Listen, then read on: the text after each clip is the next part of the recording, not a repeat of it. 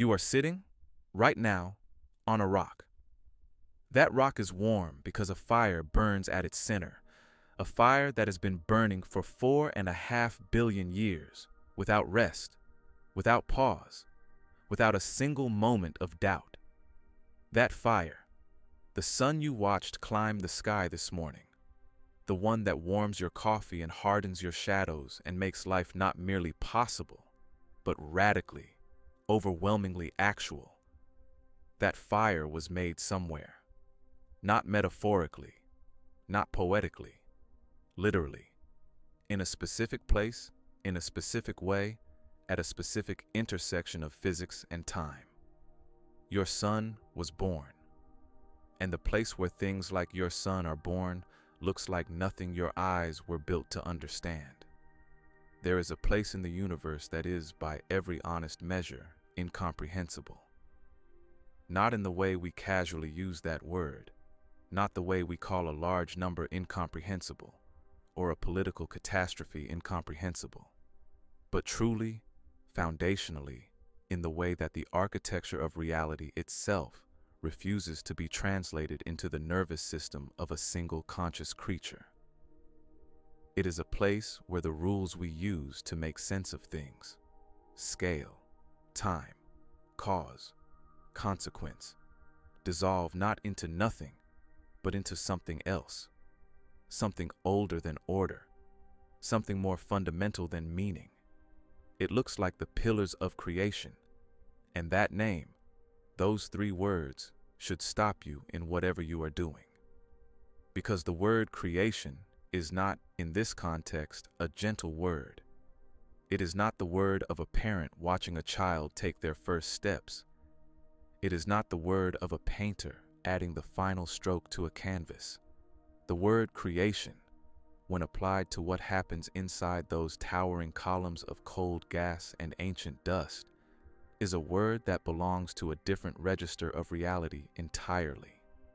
It is a word that describes a process so violent, so absolute, so indifferent to everything you have ever loved or feared, that we had to assign it a title of sacred grandeur simply to make it speakable. When astronomers first captured a clear image of the pillars, those 3 great columns of hydrogen gas and interstellar dust rising from the interior of the Eagle Nebula like fingers emerging from a wound, the reaction was not merely scientific excitement. It was something older and stranger than that. People wept. Scientists, poets, school children, philosophers. They all stared at the same photograph and felt, with a certainty that bypassed rational thought entirely, that they were looking at something that mattered, that they were looking at an image that deserved to exist. And they were right, though perhaps not in the way they first assumed, because what they were looking at was not a scene of cosmic peace. They were looking at the front lines of the most violent act in the known universe, the manufacturing of stars. Consider for a moment the strange wrongness of this. We live inside a universe that is, when honestly described, mostly nothing. Vast, shimmering, incomprehensibly enormous volumes of almost absolute void, punctuated by the occasional smear of matter that we call galaxies, which are themselves mostly nothing. And within those galaxies, within those thin chemical soups of gas and dust, something happens. Something that has no right to happen. Something that should not, given the general indifference of the cosmos, ever occur. Matter falls toward itself. It collapses. It heats. It compresses. And then, after a period of gestation so long it cannot be held in a conscious mind without causing something close to vertigo, it ignites, and a star is born. The pillars of creation are where that process is happening right now, at this very moment, as you read these words. Right now, inside those cold towers of primordial gas, something is becoming. Something that has never existed before is assembling itself from the wreckage of interstellar matter and the invisible architecture of gravitational collapse. And it is doing this, in part, because it is being carved. Because radiation, the furious, uncompromising output of already born suns nearby, is sculpting those columns, slowly burning away their outer layers, exposing their denser interiors, stripping the cold dark from the hot, bright future hidden within. It is creation by destruction. It is birth by fire. It is the most profound and terrifying paradox in the physical universe. The thing that makes new stars is the thing that also destroys them. The light that announces life is the same light that accelerates death. This is what we are here to think about. Not the numbers, not the distances, not the scientific nomenclature. We are here to think about what it means that the universe makes things this way. Through violence, through indifference, through a process that cares nothing for the results it produces. We are here to stand at the threshold of the most spectacular act of creative destruction ever recorded and ask the question that every conscious thing eventually asks when it looks long enough at the cosmos. What does this mean? What does any of it mean? And then to sit with the answer, which is, as always, not an answer at all, but a deepening of the question. You came here looking for wonder. That is right. That is correct. But wonder is not a comfortable thing when it is real. Real wonder, the kind that the pillars of creation produce in anyone honest enough to receive it fully, is not the warm glow of a discovery that confirms your place in things. Real wonder is the cold shock of realizing that the universe does not need you to exist in order to produce something magnificent. Real wonder is understanding that you are watching a process that was underway before your species existed and will continue long after it is gone, and that the stars being born right now in the heart of the Eagle Nebula will illuminate worlds that no creature made of your chemistry will ever see. This is where we begin, at the threshold, at the edge of the incomprehensible, looking at 3 columns of gas and dust and raw, primordial becoming, and trying, knowing that it is impossible, knowing that we will fail, and going forward anyway, to understand what we are looking at.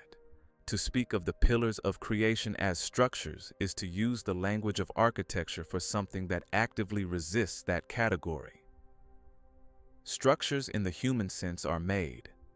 They are assembled from components, placed according to a design, held together by intention. The pillars were not made. They were left.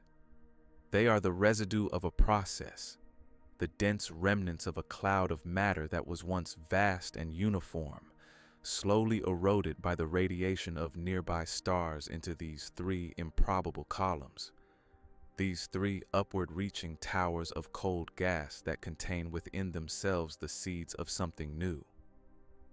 Think about the word erosion for a moment. We use it most often in the context of rivers wearing away stone, of wind stripping topsoil from plains, of time reducing monuments to rubble. It is, in the ordinary sense, a word that describes loss. What is eroded is what is gone. What remains is what was too hard, too dense, too stubborn to yield. But the erosion happening inside the Eagle Nebula is not the erosion of loss. It is the erosion of revelation. As the radiation from the young, blazing O-type stars in the nearby cluster eats away at the outer layers of the pillar columns, stripping away the thin, wispy, less dense gas, what it is exposing is not emptiness.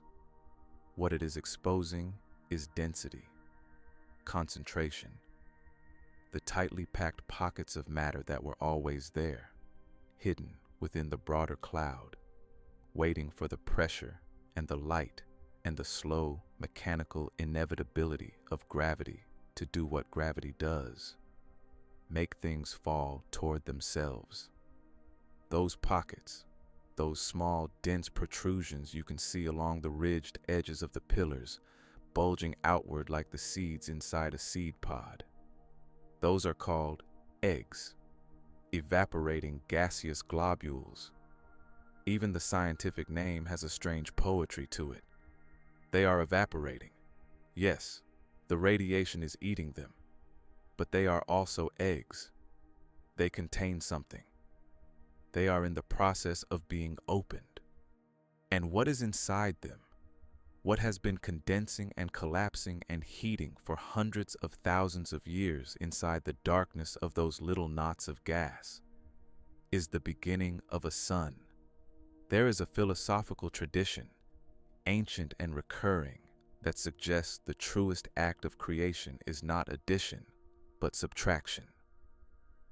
The sculptor Michelangelo, working in a very different register but reaching toward the same intuition, reportedly said that every block of marble already contained a statue, and that his task was simply to remove what concealed it. The pillars of creation operate on a cosmological scale according to exactly this principle. The star is not being made from scratch. The star is being uncovered. The radiation that floods in from the surrounding cluster, the hard, unfeeling light of already born suns, is the chisel. The cold gas of the pillar columns is the marble, and the eggs, the dense little protostellar knots emerging from the eroding edges, are the angels emerging from the stone. But of course, this is where the analogy with art breaks down in the most philosophically interesting way possible. Michelangelo had a vision. He knew what he wanted to reveal before he began to remove. The radiation pouring into the Eagle Nebula has no vision. It has no intention. It does not know it is making stars. It does not know anything at all. It is simply energy, photons and charged particles and ultraviolet light streaming outward from nuclear furnaces in every direction simultaneously, hitting whatever they hit, doing what physics demands they do. The fact that they are, in the process, carving open the conditions for new suns to ignite is not a goal. It is not a plan. It is a consequence, a side effect, a magnificent, staggering, life-altering consequence that emerges purely from the mechanics of energy interacting with matter at scales and temperatures that the word incomprehensible was invented to describe. The texture of the pillars, if you could in some impossible way run your hand along their surface, would be nothing like what you might imagine. There is no solid surface. The density of the gas inside the pillars is, by laboratory standards, an almost perfect vacuum. What we see as substance, as column, as tower, is the gentle aggregation of hydrogen atoms that are, in the vast majority of the pillar's volume, separated from one another by distances that would be, if scaled to human bodies, like placing two people at opposite ends of a city and calling them a crowd. The solidity of the pillars is an optical illusion, a density effect, not a material one. You could pass through the pillars without encountering anything. You would not feel the columns. You would not feel the gas. You would feel, almost entirely, nothing. And yet, within those near-empty columns, something is gathering. Something is concentrating. In the darkest, densest pockets, where the radiation from outside has not yet reached, where the temperature drops toward the absolute lower threshold of matter's activity, the gas is beginning to perform its oldest and most fundamental trick. It is beginning to fall. Slowly, so slowly that, measured against a human lifetime, the motion would be invisible, would register as stillness. The matter is collapsing inward. Gravity is having its patient, inevitable, undefeatable way with the dust and the hydrogen, pulling it toward the center of each little EGG, concentrating it, heating it, increasing the pressure at the core until a threshold is crossed that cannot be uncrossed. This collapse has a name in physics. It is called the gene's instability, after the physicist who first described the conditions under which a cloud of gas becomes gravitationally unstable and begins to collapse. But that name, gene's instability, is a phrase that strips the reality of all its metaphysical weight and presents it as a solved problem, a understood phenomenon, a settled matter of thermodynamics. What it is actually describing is the moment when cold becomes hot, when darkness becomes light, when the universe adds to its collection of blazing things one more fire. The gene's instability is the physical description of the universe waking up in a new place. It is the moment of threshold, the point at which possibility becomes actuality. And it happens, has happened, is happening, will happen, in the slow, carved darkness of the pillars, over and over and over, in the time it takes a species to wonder about it. There is another dimension to the pillar's architecture that is rarely discussed, because it requires sitting with an uncomfortable kind of temporal disorientation. The pillars, as we see them, are not the pillars as they are. The light that carries their image to us has been traveling for a specific and irreducible amount of time, more than 6,000 years, before reaching our instruments. When that light left the pillars, our planet's civilizations were in their earliest infancy. The first cities of Mesopotamia were being drawn in clay. The first wheels were turning. The first words were being scratched into the first surfaces. And all of that time, every single moment of human civilization since the Sumerians pressed their style into wet clay, the pillar's image has been traveling toward us through the void, carrying the news of what they were 6 millennia ago. This is not a detail. This is the central philosophical fact of cosmological observation. We are not seeing the pillars. We are seeing the pillars past. We are holding a 6,000-year-old photograph and calling it current events. And the actual pillars, the columns of gas as they exist in this precise moment of the universe's history, are already different. Maybe dramatically different. The radiation that is slowly carving and eroding the columns has not stopped its work. The proto-stars inside the EGGs have not stopped their collapse. The births have not paused in deference to our observation. They are proceeding, right now, according to a timeline that we cannot see, in a configuration that the light carrying its report will not reach us for another 6,000 years. We are, in the most literal possible sense, living in the past of the universe's most magnificent present. Some estimates suggest that a supernova event, the death of a massive star in the neighboring cluster that energizes the Eagle Nebula, may have already, in the pillar's actual present, completely destroyed the column structures. That the 3 great towers we know and have photographed and have wept over may already be gone, dispersed into the broader nebular medium, their component gas now part of the expanding shock front of a stellar explosion. We do not know. We cannot know. The news has not arrived yet. And so, we are holding our 6,000-year-old photograph and calling what we see a nursery, while in the unreachable present of the cosmos, the nursery may already be a memory. This is the architecture of the unknown.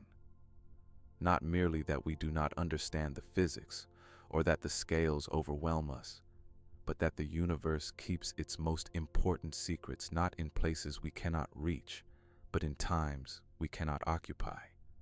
The cosmos is temporally inaccessible to us.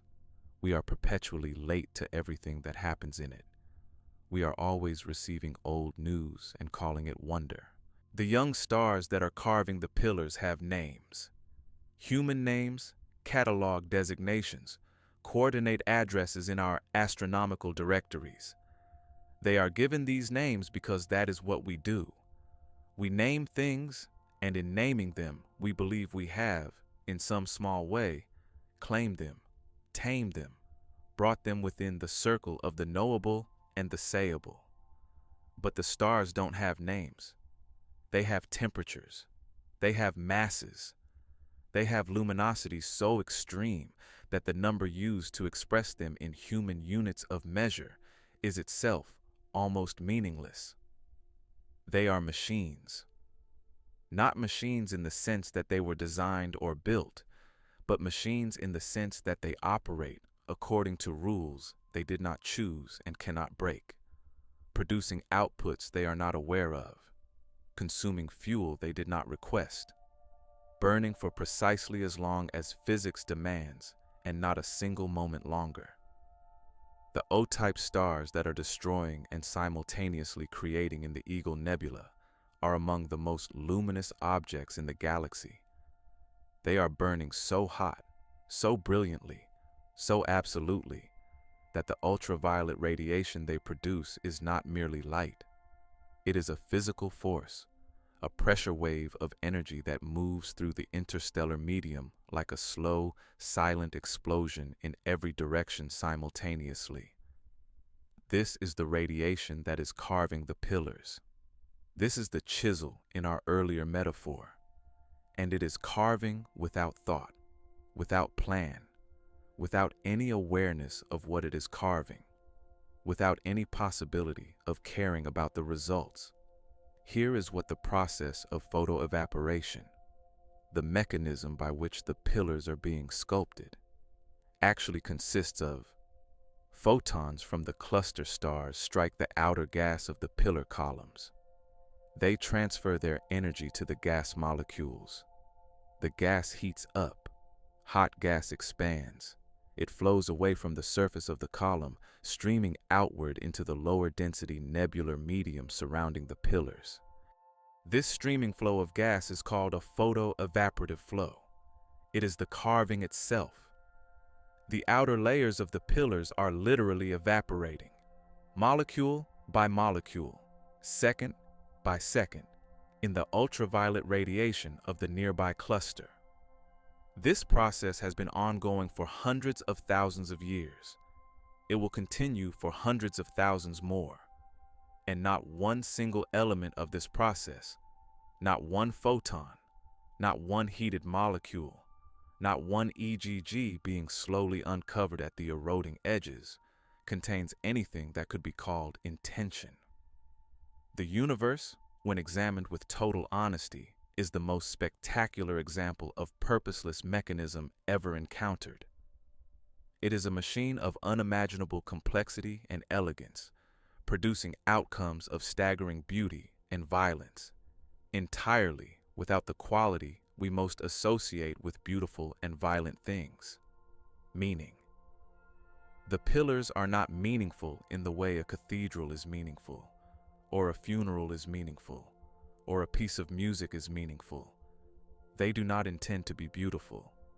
They do not intend to make new stars. They do not intend anything. They simply are, and in their being, they execute a set of physical laws that produce these outcomes the way a waterfall produces the sound of water, not because it wants to, not because it is trying to, but because it cannot do otherwise. This is the hardest thing to hold in the mind when contemplating the cosmos at scale. Not the distances, not the ages, not the temperatures. The hardest thing is the apathy, the absolute, structural, foundational absence of care. We are creatures who care about almost everything. We care about the temperature of our coffee and the tone of voice in which we are addressed, and whether the people we love are happy. Caring is so fundamental to our way of being in the world that we have enormous difficulty perceiving entities that do not care. We impose caring on things that lack it. We speak of the universe as if it has moods, of nature as if it has intentions, of the cosmos as if it can be appealed to or reasoned with or moved. All of this is projection. All of it is the loneliness of consciousness looking for companionship in a reality that has none to offer. The O-type stars that are carving the pillars do not know the pillars exist. They do not know that their radiation is exposing protostellar EGGs. They do not know that in some of those edges, new suns are forming that will one day shine on worlds that will never know the pillars existed. The stars are not generous. They are not violent. They are not creative. They are hot. That is all. They are hot, and physics takes it from there. And the result, this result, the one we call creation, is as impersonal as rainfall and as absolute as mathematics. But here is where the philosophy becomes strange, and strangeness becomes interesting. The indifference of the machine does not diminish the output. The stars being born inside the pillars will be real stars. Genuine, complete, fusion-powered furnaces, capable in some cases of harboring the conditions for chemistry, for complexity, possibly even for the baffling emergence of things that look at their surroundings and ask questions about them. The apathy of the process does not make the results less significant. It simply makes the results more mysterious. Because if the universe does not care about what it produces, then the fact that it sometimes produces consciousness, things that care, things that look back at the universe and feel the weight of what they are seeing, is not planned. It is not intended. It is not a design feature. It is an accident, the most interesting accident in the history of matter. And the pillars of creation are one of the manufacturing sites for the raw materials of this accident. The stars, the solar systems, the eventual rocky bodies where chemistry might, under the right conditions, do the remarkable thing it sometimes does and become alive, become aware, become capable of looking up at the night sky and feeling, without being asked to, something very much like awe. The indifference of the machine, then, does not produce a universe that is empty of significance. It produces a universe that is full of accidental significance. A universe where meaning is not a built-in feature, but an emergent property, something that appears, unrequested, unintended, in the tiny, improbable pockets of the cosmos where matter becomes complex enough to look at itself. And the pillars are making more of that raw material right now. They are making more suns.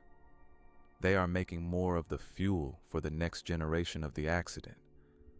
They are doing this without knowing they are doing it. And we are watching them do it, and knowing, and feeling the full strangeness of that knowing. There is a question that seems, on its surface, to be about physics, but is actually about the oldest and most fundamental concern of philosophy. What is the relationship between matter and mind? Between the cold, the dark, the simple, and the warm, the luminous, the incomprehensibly complex? Between the gas in the pillars of creation and the consciousness that can contemplate the pillars of creation? The answer, or rather, the direction in which any honest answer must travel, leads somewhere that neither science nor philosophy has fully mapped. It leads to the place where the universe becomes aware of itself, and the pillars are part of how that happens. Let us trace the chain, because the chain matters. Inside the dense knot of an EGG at the edge of the pillars, hydrogen gas is collapsing toward its own center of gravity. Over a period of time that spans hundreds of thousands of years, a period during which, on a tiny rocky world in an unremarkable arm of a spiral galaxy, entire civilizations might rise and fall without once looking up. The collapse continues. The core of the EGG heats, the pressure builds, the hydrogen atoms, forced closer and closer together by the inward pressure of collapse, begin to approach one another at velocities and densities that the universe finds interesting.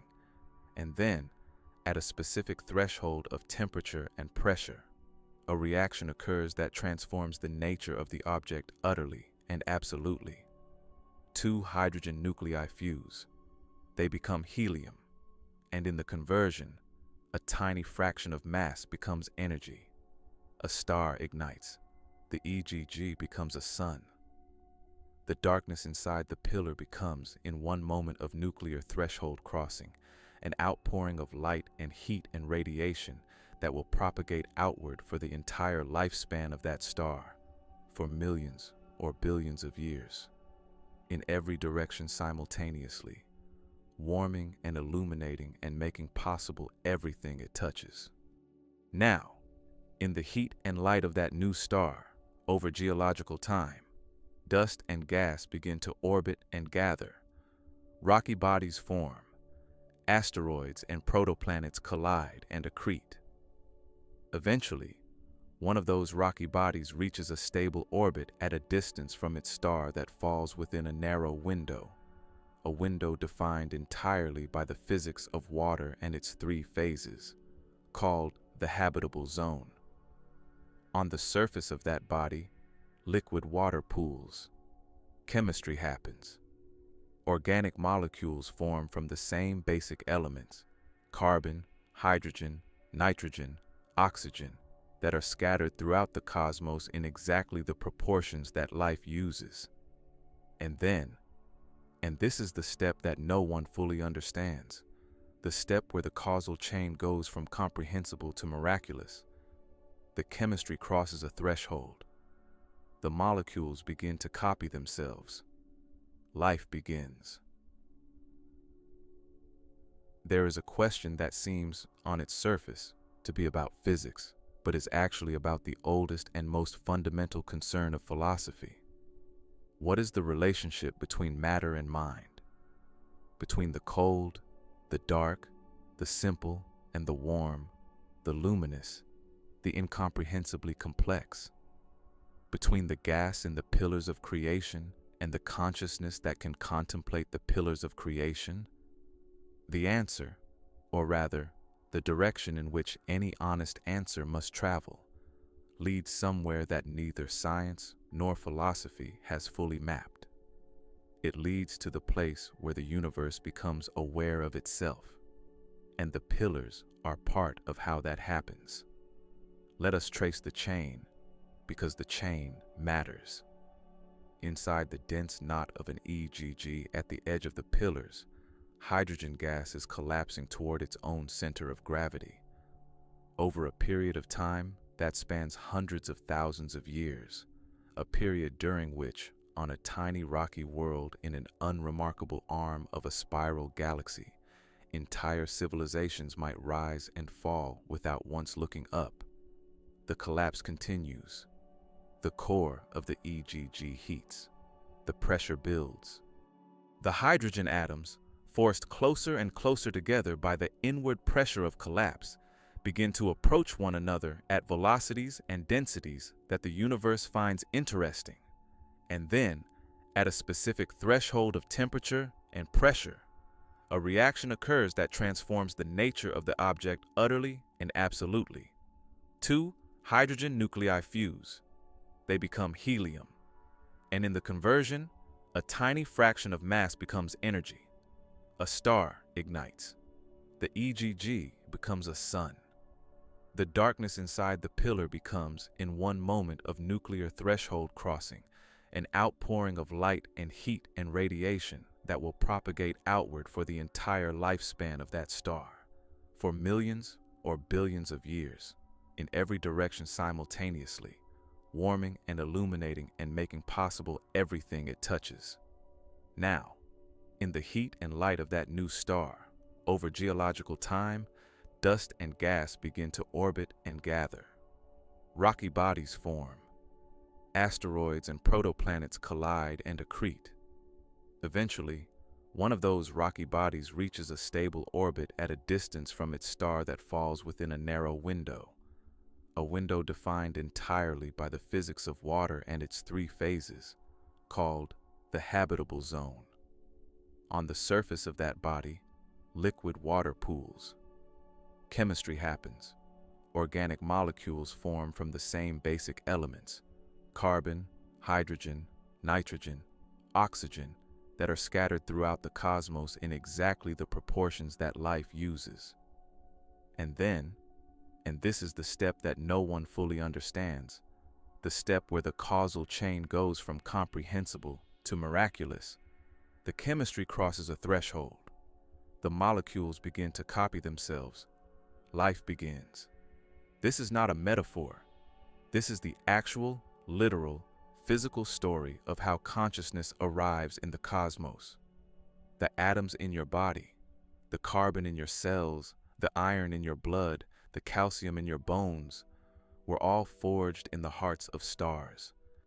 Not the same star, not a single act of creation, but a cascade of stellar generations. Stars that formed, burned, died in spectacular explosions, scattered their contents back into the interstellar medium, and provided the raw material for the next generation. Your existence is the product of at least two, and probably three or more, complete stellar cycles. You are the universe's way of recycling its dead into something that can look at the night sky and ask why. And the pillars are, right now, producing the next generation of that recycling. The stars being born inside the eggs at the pillars' edges, those proto-suns compressing in their dark pockets of primordial gas, are the universe's next attempt at the same process. Some of them will be too small, too cold, too short-lived to ever host the conditions for chemistry to reach the threshold of life. Others may live for billions of years and warm the surfaces of worlds we will never see. And some, statistically, mathematically, in accordance with the observed frequency of these events across the galaxy, some of them may eventually host the emergence of things that wonder, things that look up, things that feel without being asked to feel it, the vertiginous, unreasonable, deeply personal weight of the cosmos. This is the deep connection, not a spiritual claim, not a theological argument, not a reaching past the evidence gesture toward meaning. It is simply the honest description of the chain, cold gas to proto-star to stellar evolution, to supernovae, to dispersal to new cloud, to new collapse to new star, to rocky planet, to chemistry, to life to mind. Each link in that chain is a physical process, governed by laws that do not care about the outcomes they produce. But the last link in the chain, mind, consciousness, awareness, the capacity to experience and reflect, is the link that changes everything. Because when the chain produces a thing that can look back at itself, the universe has done something new. It has not merely produced complexity, it has produced a mirror. The pillars of creation are, in this sense, part of the universe's ongoing process of manufacturing mirrors. The gas and dust in those columns will eventually produce suns, and some of those suns will eventually produce the conditions for something that looks at the sky and sees the pillars and understands, however dimly and however briefly, what it is looking at. The cold void is making, slowly and without intention, the warm fire of consciousness. The silence is producing, through an entirely mechanical and utterly apathetic sequence of events, the capacity for music. The nothing is manufacturing, step by patient step, the something that can be moved to tears by the sight of light traveling through gas. This is perhaps the single most astonishing fact in the observable universe, that the process which produces stars also produces, eventually, the minds that can know about the process that produces stars. That the universe is, in some deeply strange and perhaps philosophically irreducible sense, a system for generating its own observers.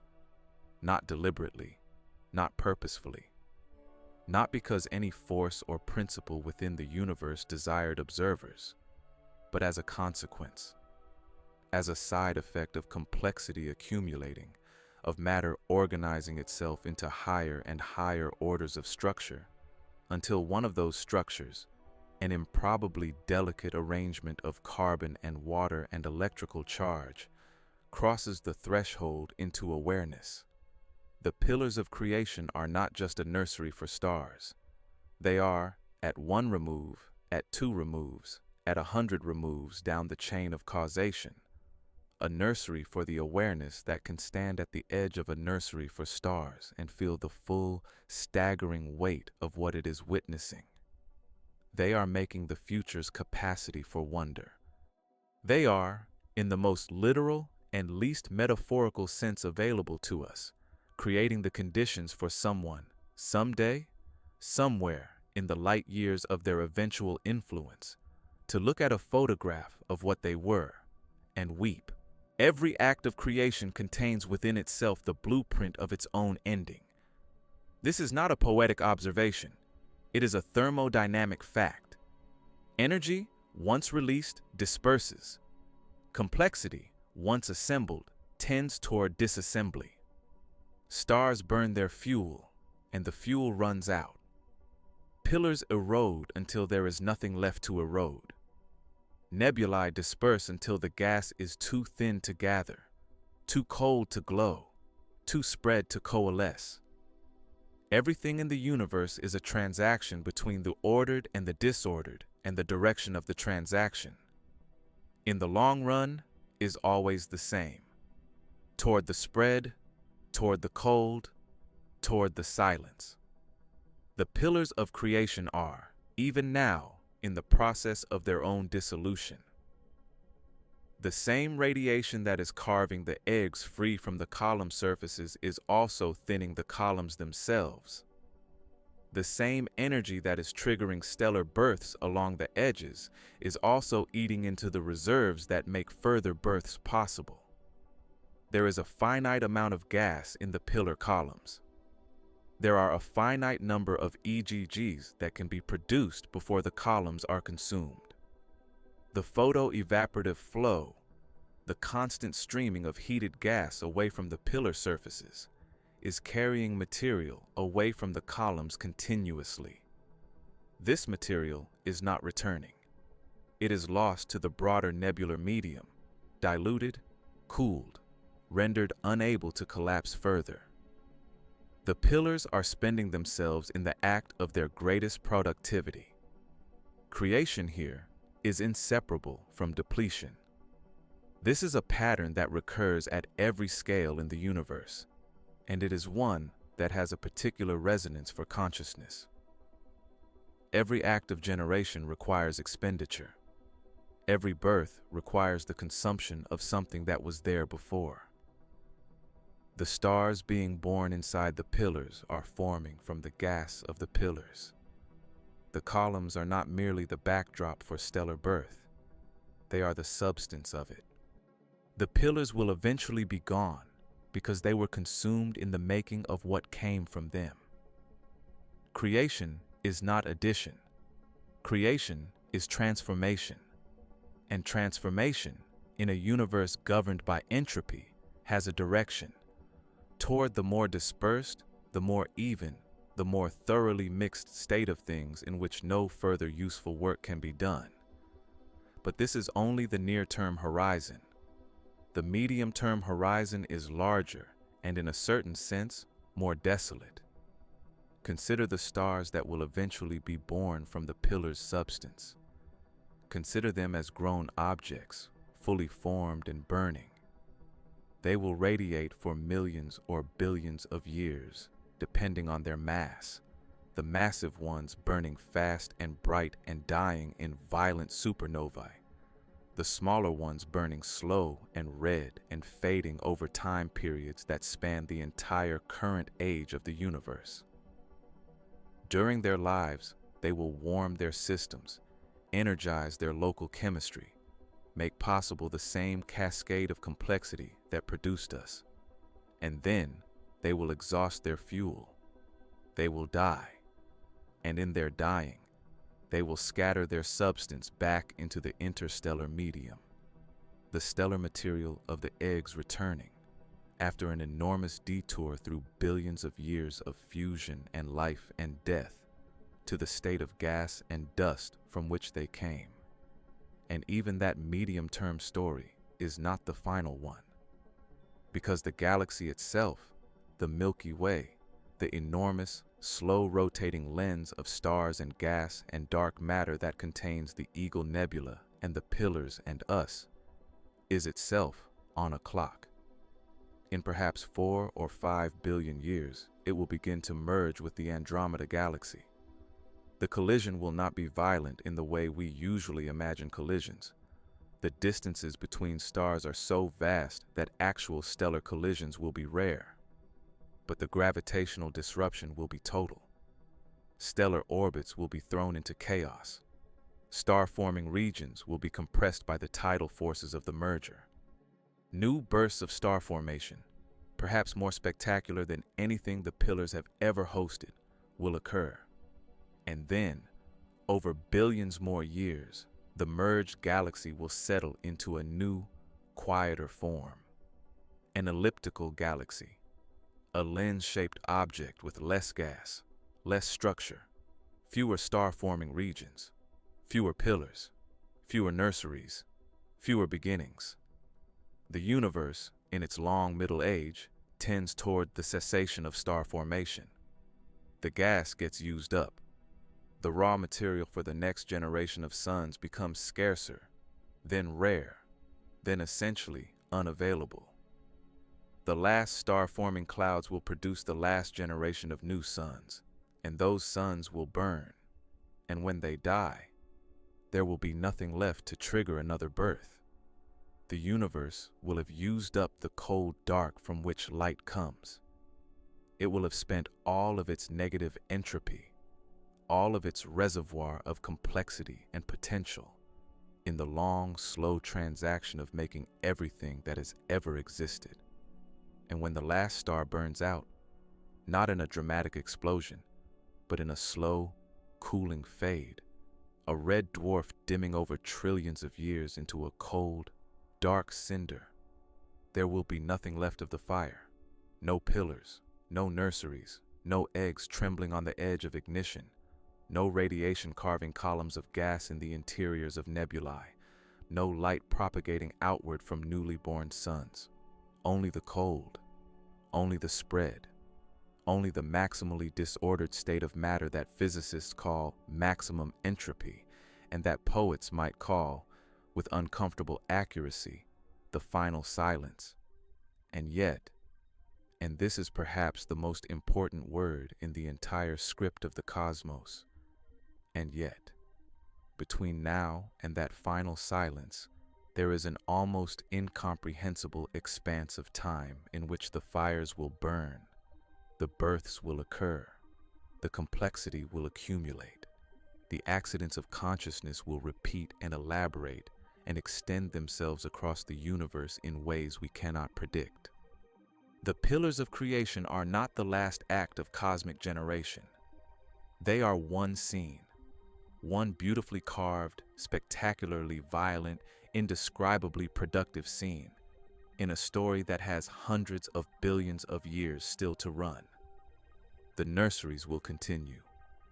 New pillars, in different nebulae, in different galaxies, will rise and be carved and birth their generations of suns. The chain will not break for a very long time. What the long view reveals then is not despair, but a kind of cold clarity. The universe is not trying to produce something. It is not moving toward a goal. It is not manufacturing consciousness or beauty or wonder as ends in themselves. It is simply expending its initial store of ordered energy in accordance with the laws that govern it, and in the process, it produces all of these things: beauty, violence, creation, destruction, consciousness, apathy, the pillars, and the silence after the pillars, as intermediate states in the long transaction from the high energy beginning to the low energy end. We are somewhere in the middle of that transaction. We are, all of us, all of the living and the thinking and the feeling things in the cosmos. Brief configurations of matter in the middle of a story that started long before us and will end long after us. But the fact that the story has a beginning and an end does not make the middle meaningless. The fire in the pillars is real fire. The light being born in the eggs is real light. The stars that will one day warm real worlds are real stars. The duration of these things is a separate question from the quality of them. And the quality, the raw, overwhelming, gut-level quality of what is happening inside the pillars of creation right now, is not diminished by the certainty that it will, eventually, stop. There is a question that cannot be answered, not because we lack the data or the instruments or the theoretical framework, not because the question is meaningless or poorly formed, but because the question is one of those fundamental interrogatives that consciousness produces about its own situation, and which the situation itself cannot resolve. The question is this: what does it mean that the universe makes things that ask what things mean? Consider everything we have traced in this long, slow passage through the pillars and their philosophy. The cold gas, the radiation, the carving, the eggs, the collapse, the ignition, the star, the stellar evolution, the stellar death, the dispersal, the next generation, the chemistry, the threshold crossing, the life, the mind that looks at the beginning of its own causal chain and asks, not metaphorically, not rhetorically, but in full earnest, how this happened and why, and what it means that it is happening at all. Every step in that chain is explicable. Every physical transition from one state to the next has a description in the language of physics, and that description is correct, and it is sufficient to account for the transition.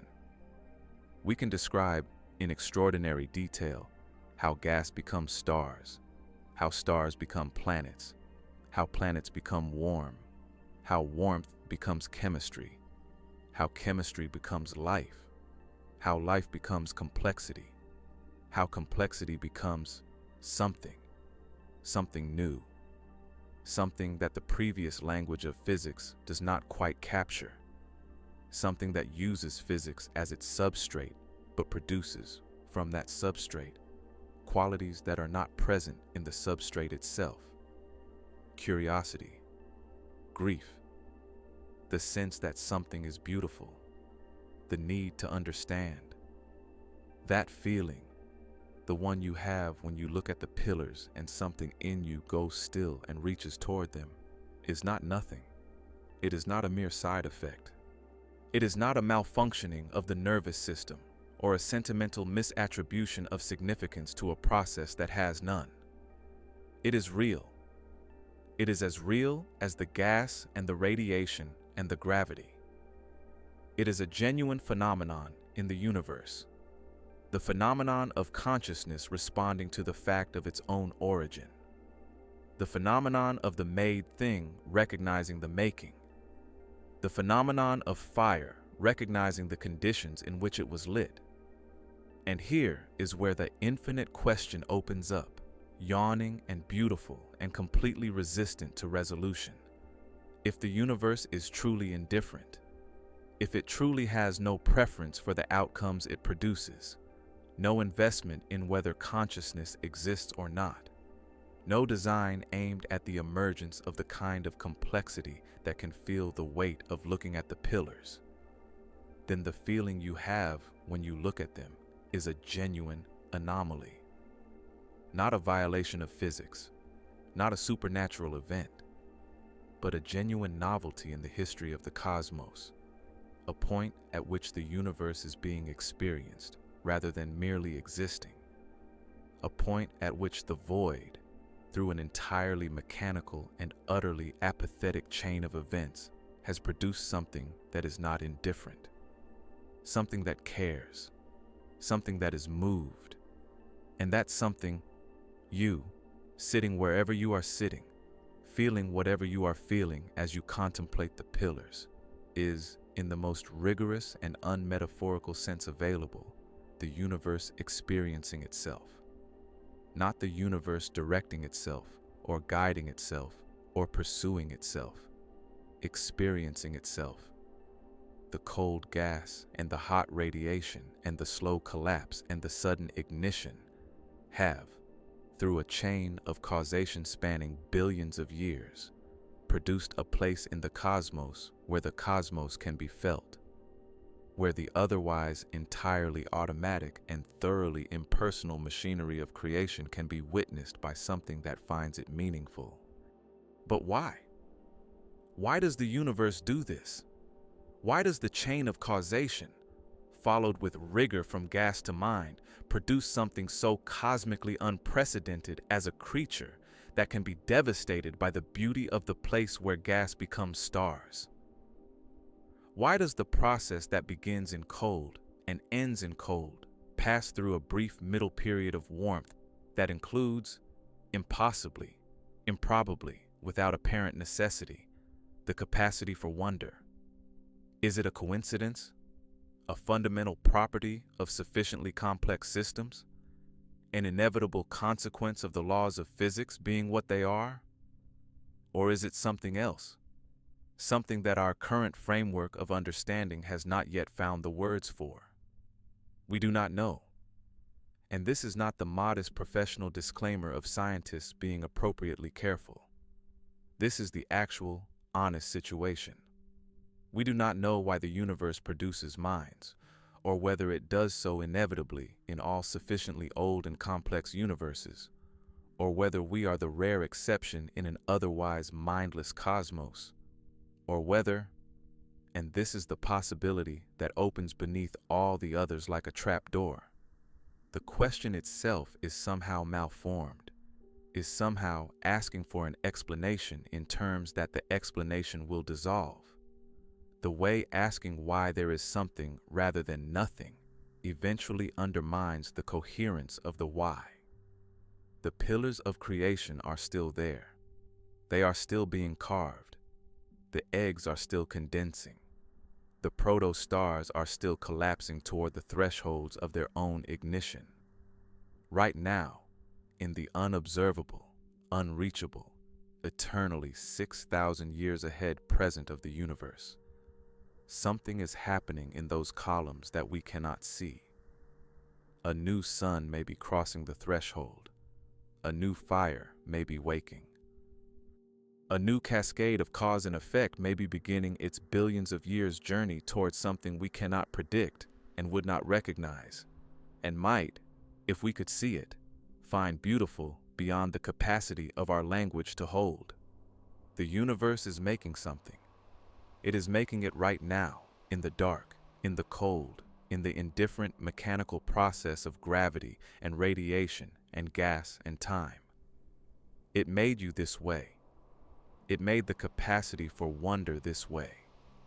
It made the very question you are carrying right now. The question of what all of this means. The question of why you are the kind of thing that needs it to mean something. It made that question this way.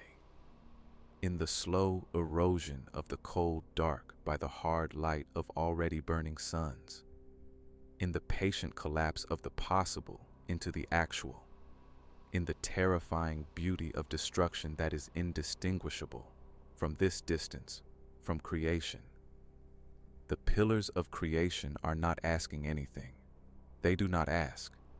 They do not wonder. They do not feel the weight of what they are. They simply are, and in their being, they perform the oldest and most fundamental act in the universe. They make the new from the old, the bright from the dark, the complex from the simple, the fire from the cold. You are the one who is asking. You are the one who wonders. You are the one who looks at 3 columns of gas and dust, 6,000 light years away, in a nebula your species has known about for less than a century, and feels, in a way that bypasses argument and resists explanation, that it matters, that this matters, that you were meant somehow, in some way you cannot articulate, but absolutely refuse to abandon, to know about this place, to know about the eggs and the radiation and the slow, violent, indifferent, magnificent process of stars being born from cold. Were you? Were you meant to know? Is there a meaning in the fact that the chain of causation that began in the pillars of creation, or in something like the pillars of creation, 6 or 7 or 8 stellar generations ago, eventually produced a creature that circled back and looked at where it came from and said, "This is real. This is important. This is something I cannot look away from. The pillars cannot tell you. The void cannot tell you. The new suns being born right now in the dark interior of the columns cannot tell you, and will not be able to tell you when they ignite and will shine for millions of years without ever knowing you needed an answer. But you are still there, looking, feeling the weight of the looking, carrying the question that the universe, indifferent and magnificent and endlessly manufacturing, gave you without explanation and without instruction and without any indication of what you are supposed to do with it. The pillars are still rising. The radiation is still carving. The stars are still being born in the dark. And you are still asking. And that alone, that utterly unreasonable, cosmically improbable, physically unprecedented fact, may be the most astonishing thing in the known universe.